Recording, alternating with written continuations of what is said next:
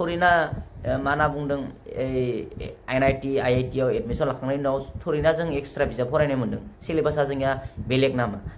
जाय ST आ 30 माने 20 मोनबानो पास जागोन खुलुमबाय नोंथांमोनखौ गोदान मोनसे भिडिअ बयखौ बरायबाय तो नोंथांमोना मिथिगौ जे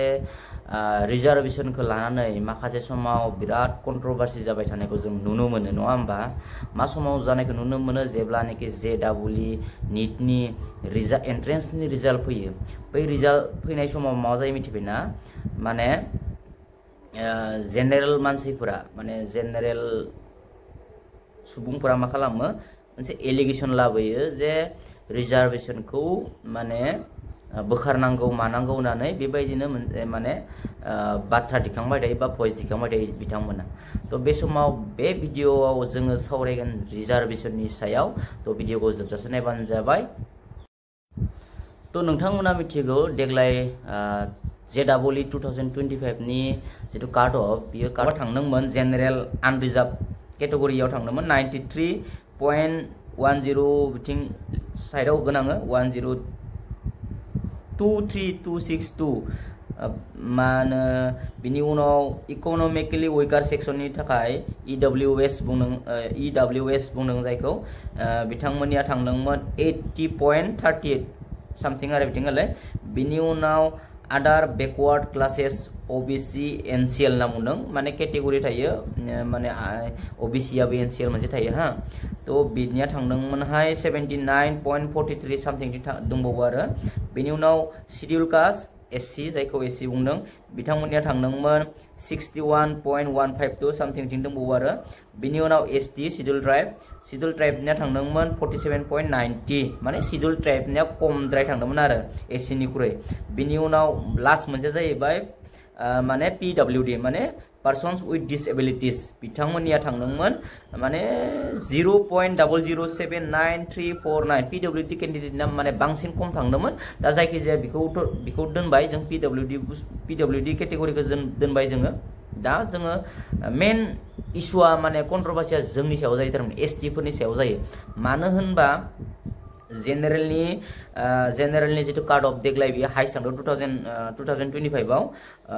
93 थांदों नङा होमबा दा जेनेरेल मानसिफोरा मा खालामबाय थायो बांसिनानो एलिगेशन लाबोबाय थायो जे ST रिजार्भफोरखौ माने बोखारनांगौ मानांगौ बेबायदि एलिगेशन माने भइस दिखांबाय थायो आरो बिथांमोना ST खौ बोखारनांगौ मानांगौ आरे भाई जोङो नंगौ दिनै एन्ट्रेन्सआवल'सो बि रिजार्वेशनाव थायो एन्ट्रेन्सआवसो थायो बियो जोङो एन्ट्रेन्स पास जाखांनायनि उनाव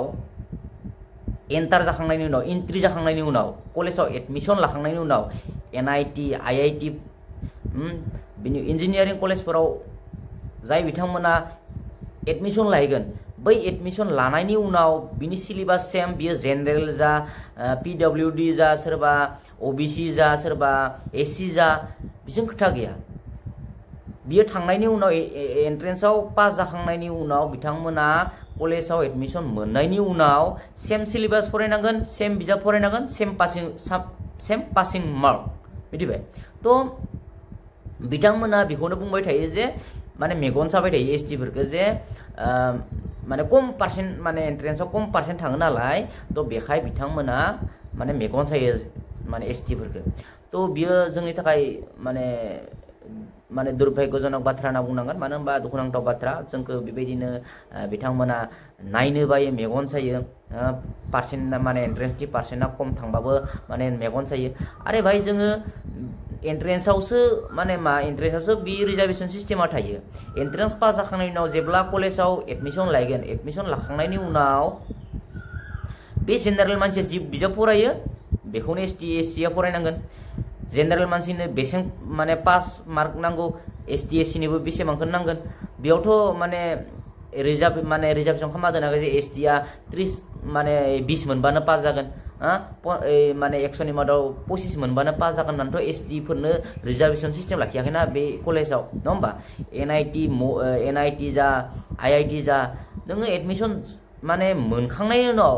ST SC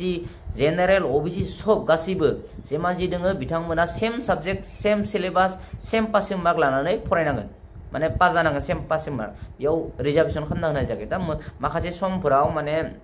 नीटनि रिजाल्ट फैबाथाय बेयावबो जालायगोन जेनेरेलना साप'ज हमना लाबाय बारा थांबायनो 90 थांबायनो एसटिना थांबाय 50 थांबाय बा 45 सो थांबाय आरो अब्लाबो दाय जागोन दा देग्लाय जेरैबायदि माने मोननैसो कमेन्ट आं मोनसे कमेन्ट होना होनसै खासे मा होनना बुङो बेयो अबयव भुयानियाव माने बुंदोंमोन आरो माने रिजार्भेसननि सायाव जेडाबल ना नीटनि आं कमेन्ट होना होदों तो बेयाव माने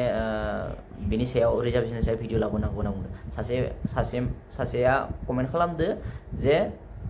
बेखौनो बुंदों आं जि बाथ्राखौ बुंदों जे एन्ट्रेन्सआवल'सो रिजार्भेसन थायो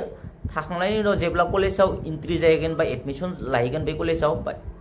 बेनि उनाव बे मानसिया एसटि जा एसि जा बियो मा खालामनांगोन सेम सिलेबास सेम बिजाब सेम पासिं मार्क बेयाव कुनु रिजार्भेसन लाखिनाय जायाखै तो माखासे समाव बेबायदिनो जोंखौ माने मेगन साबाय थायो एसटिफोरनि पार्सेन्टआ खम थांबाथाय दा नै बावैसो जि जेडाबलनि एन्ट्रेन्सनि रिजाल्टआव जेनेबा एसटिफोरनिया 47 ल' फैदोंमोन नालाय बेयाव मा होनना बुंदों बिथांमोना माने मेगन जादों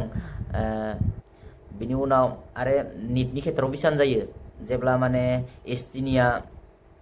हमना लाबाय 40+ थांबाय हमना लाबाय साप'ज हमना लाबाय नीटनि एन्ट्रेन्सआव बि माने एन्ट्रेन्सआव पास जानो थाखायसो माने लाखिदों रिजार्भेसनखौ बिनि उनाव जेब्ला बे MBBS एडमिसन लाहैगोन बै स्टुडेन्टआ एडमिसन लाहैगोन बे एसटि जा एसि जा बियो सेम साबजेक्ट फरायनांगोन सेम सिलेबास फरायनांगोन सेम पासिं मार्क बिनि उनाव सेम बिसोर माबा खालामनांगोन मा होनना बुंदों बेखौ प्रेक्टिकेल खालामनांगोन बेयाव थरिना एसटिफोरा प्रेक्टिकेल खालामनाङा मेडिकेल एडमिसन माने जाय MBBS स्टुडेन्ट बिथांमोना माने उमुक साबजेक्ट फरायनांगौ बिदिथ' गैयाना नङा होमबा तो नोंथांमोना जाय बिथांमोना मा होनो मा सानो कमेन्ट सेक्सनाव कमेन्ट खालाम नोंथांमोना कमेन्ट सेक्सनाव जनायबानो जाबाय गावबा गावनि मतामतखौ आंनो तो आंनि बाथ्राखौ आं बुंबाय मानो होनबा आङो बे रिजार्भेसननि सायाव आं भिडिअ लाबोगोन नंबाय थादोंमोन फाइनालि दिनै आङो भिडिअखौ बनायबाय तो नोंथांमोना मा सानो कमेन्ट सेक्सनाव जनायबानो जाबाय मानो होनबा रिजार्भेसनखौ लानानै माखासे समाव बेबायदि कन्ट्रभार्सि जानायखौ जों नुबाय थायो जोंनि पार्सेन्टआ बेलेगनिख्रुइ खम थाङो नालाय एसटिफोरनिया आरो मानो थांदों खम मानो जाखो बेनि सायाव माने बिजिरालाखौनो माने फेसबुकाव बा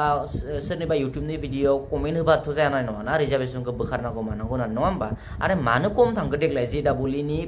माने एसटिनि पार्सेन्टआ मानो खम थांखो बिनि सायाव नायबिजिर मानो थांखो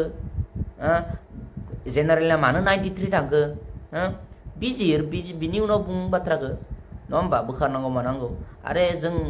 थरिना मा होनना बुंदों NIT IIT आव एडमिसन लाखांनायनि उनाव थरिना जों एक्सट्रा बिजाब फरायनो मोन्दों सिलेबासा जोंनिया बेलेग नामा जाय MBBS स्टुडेन्ट मेडिकेल कलेजाव एडमिसन लाखांनायनि उनाव थरिना बियो एक्सट्रा माने एसटिनानै बियो माने एक्सट्रा बिजाब फरायनो मोनाखै सिलेबास बेलेग नङा बिनिया नङा होमबा बियो एसटि जा OBC जा जेनेरेल जा बे MBBS माने एडमिसन लाखांनायनि उनाव बियो सेम सिलेबास सेम बिजाब फरायनांगोन आरो पासिं मार्कआबो सेम जागोन जाय बिथांमोना इन्जिनियार फरायगोन इन्जिनियारिं कलेजाव एडमिसन लाखांनायनि उनाव माने बियो एसटि जा OBC जा बियो same subject same syllabus same passing mark लानानै पास जानांगोन बियो थरिना जोंखौ माने बुं एसटिफोरा उमुक खिनाखौल' फरायनाय खिनाखौ नोंसोर प्रेक्टिकेल होआबो जागोन दे थरिना बुंदों नङा होमबा जोंखौथ' गभर्नमेन्टआ बेबायदि बुङाखै तो भिडिअआ बेखिनियानोसै तो नोंथांमोना कमेन्ट सेक्सनाव जनायबानो जाबाय मानो होनबा माखासे समाव बे रिजार्भेसनखौ लानानै माने भइस रेज खालामनायखौ नुबाय थायो आङो तो आंनिफ्राय बेखिनियानोसै तो गोजोनथों।